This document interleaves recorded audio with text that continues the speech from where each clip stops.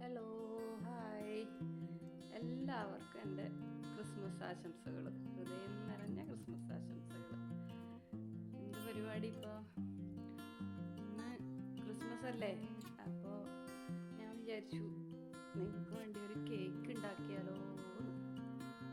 മോള് ചെയ്യുമോ തന്നെ. അപ്പോൾ ഞാൻ വീഡിയോ എടുക്കും, അങ്ങനെ ചെയ്യാം. ഇന്ന് എന്തേ നമുക്കൊരു കേക്ക് ഉണ്ടാക്കിയാലോ?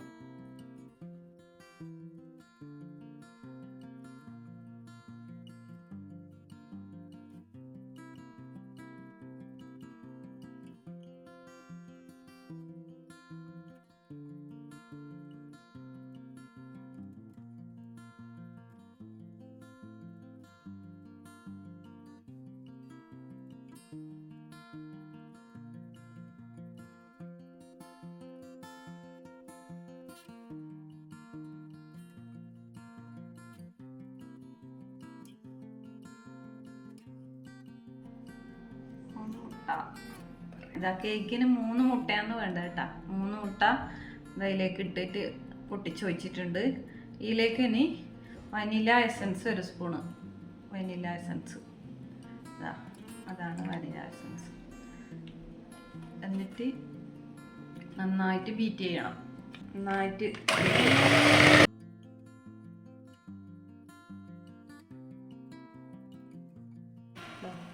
ഇപ്പോൾ ഇതാ ബീറ്റ് ചെയ്തിട്ടാകുമ്പോൾ ഇങ്ങനെ കിട്ടി കണ്ടോ, മുട്ടയും വനില എസൻസും. ഇനി ഇതിലേക്ക് ഷുഗർ ചേർക്കണം, പഞ്ചസാര 1 കപ്പ്, 250 ഗ്രാം പഞ്ചസാര.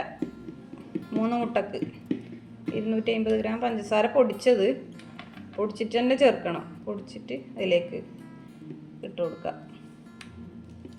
കുറേശ്ശെ ആയിട്ടിടാം.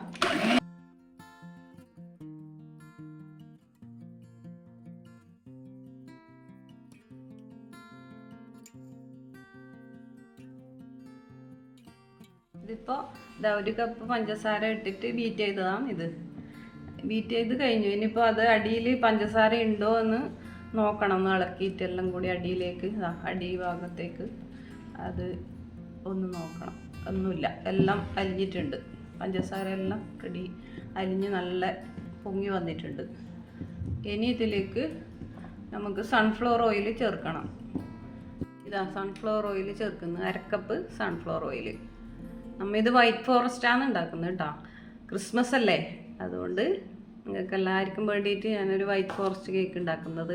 കുറച്ചും കൂടി ഒരു വനിലേൻ്റെ മണം ഇരിക്കട്ട്, അതുകൊണ്ട് കുറച്ചും കൂടി വനില എസൻസ് ചേർത്തു. വൈറ്റ് ഫോറസ്റ്റ് ആയതുകൊണ്ട് അത് ചേർത്താൽ നല്ല മണം ഉണ്ടാവും. ഓക്കെ, ഇപ്പോൾ എണ്ണ ഒഴിച്ചിട്ട് ബീറ്റ് ചെയ്തു കഴിഞ്ഞു. കുറേ നേരം ബീറ്റ് ചെയ്യണ്ട, ഒരുപാട് നേരം വേണ്ട, കുറച്ച് സമയം ബീറ്റ് ചെയ്താൽ മതി എണ്ണ ഒഴിച്ചിട്ട്. എന്നിട്ട് നമുക്കതിലേക്ക് മൈദ ഇട്ട് എല്ലാം ഒന്നും ജോയിൻ്റ് ആക്കാനുണ്ട്. മൈദ കുറേശ്ശെ ഇട്ട് കൊടുത്തിട്ട് ഒന്ന് ഇളക്കിക്കൊണ്ട് കൈ കൊണ്ട് തന്നെ ബീറ്റ് ചെയ്യണ്ട. ഈ കയ്യിലുകൊണ്ട് തന്നെ ഇങ്ങനെ ഒന്ന് ചുറ്റിച്ച് ഇളക്കി മെല്ലെ ചെയ്താൽ മതി.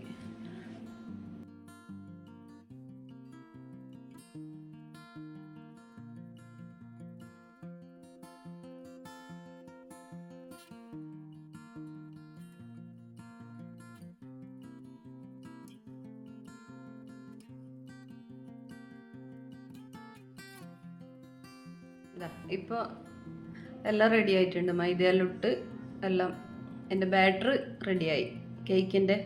ഇനിയിപ്പോൾ നമുക്കിത് പാത്രത്തിലേക്ക് മാറ്റണം. പാത്രത്തിൽ കുറച്ച് ഓയിൽ ഒഴിച്ചിട്ട് ഒന്ന് തടവി കൊടുക്കണം. ചുറ്റും എല്ലാ ഭാഗത്തും ഓയിൽ ഒഴിച്ചിട്ട്. ബീറ്റർ തന്നെ വേണമെന്നില്ല, ഇതെല്ലാം മിക്സിയിൽ തന്നെ, മുട്ടയും എണ്ണയും ഇതെല്ലാം കൂടി മിക്സിയിൽ തന്നെ അടിക്കാം. എല്ലാം ബാറ്റർ അതിലേക്ക് ഒഴിച്ചു കൊടുക്കുക, മുഴുവനായിട്ട് ഒഴിച്ചു കൊടുക്കുക. ഇത് 1 കിലോൻ്റെ പാത്രമാണ് കേട്ടോ, 1 കിലോ കേക്കിൻ്റെത്. തട്ടിയിട്ട് എയർ ബബിളെല്ലാം പോകാം ഉള്ളിൽ.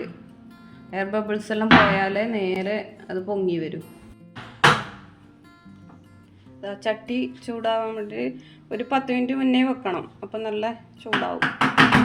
അപ്പോൾ ഈ റിങ് ഇതിൻ്റെ ഉള്ളിലേക്ക് വെക്കാം. എന്നിട്ട് കേക്ക് അതിൻ്റെ അകത്തേക്ക് വെച്ച് കൊടുക്കാം. ശരി, റെഡിയായി. ഇനിയിപ്പോൾ ഒരു 40 മിനിറ്റ് ഇത് അടച്ചു വെക്കണം. കാറ്റ് പോയിക്കൂടാ, പുറത്തേക്ക് എയർ ബബിൾസ് ഒന്നും പോയിക്കൂടാ. ഇപ്പോൾ ചെറിയൊരു ഹോൾസ് ഉണ്ട്, അപ്പം അതിന് അത് പുറത്തേക്ക് ആവി പോവാതിരിക്കാൻ വേണ്ടിയിട്ട് വെച്ച് കൊടുത്തതാണ്.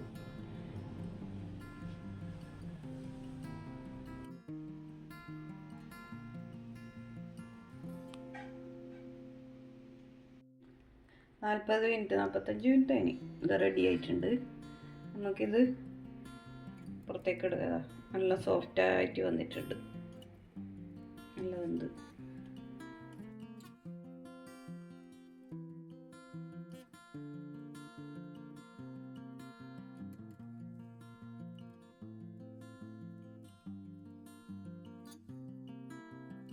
ചൂടായിട്ട് ഇത് എടുക്കാൻ പാടുള്ളൂ.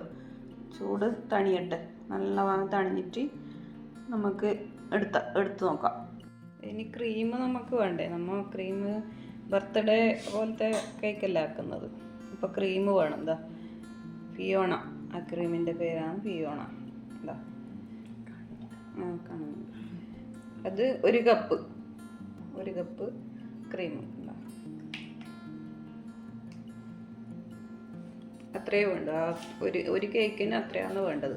ഇനി ഇത് ബീറ്റർ കൊണ്ട് ബീറ്റ് ചെയ്യാം.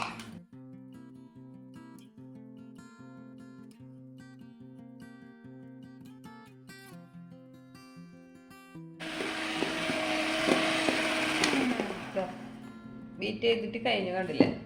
അത്ര ഒരു 5 മിനിറ്റ് ഒന്നും വേണ്ട, പെട്ടെന്നായി ബീറ്റ് ചെയ്തിട്ട്. ഇങ്ങനെയാണ് ക്രീം റെഡിയായി. ഇപ്പോൾ ക്രീം റെഡി ആയിട്ടുണ്ട്.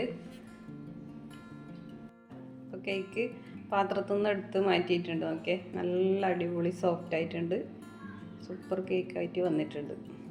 ഇല്ലേ, നിങ്ങൾ എന്തായാലും ട്രൈ ചെയ്യണം. ക്രിസ്മസിന് അല്ലെങ്കിൽ ന്യൂ ഇയറിനെങ്കിലും കേക്ക് ഉണ്ടാക്കി നോക്ക്. ബീറ്റർ ഇല്ലെങ്കിൽ മിക്സിയിൽ നമുക്ക് മുട്ടയിൽ അടിച്ചിട്ടെടുക്കാം, ക്രീമും ആക്കി ഇട്ടെടുക്കാം. അങ്ങനെയല്ലേ ട്രൈ ചെയ്യില്ലേ എല്ലാവരും? ഓക്കെ, ഇനി നമുക്കിത് കട്ട് ചെയ്യണം. 3 ലെയറായിട്ട് കട്ട് ചെയ്തിട്ട് ക്രീം ഇറക്കാം. നമുക്കിത് കട്ട് ചെയ്യാം, 3 പീസാക്കിയിട്ട് കട്ട് ചെയ്യാം, 3 ലെയറായിട്ട്.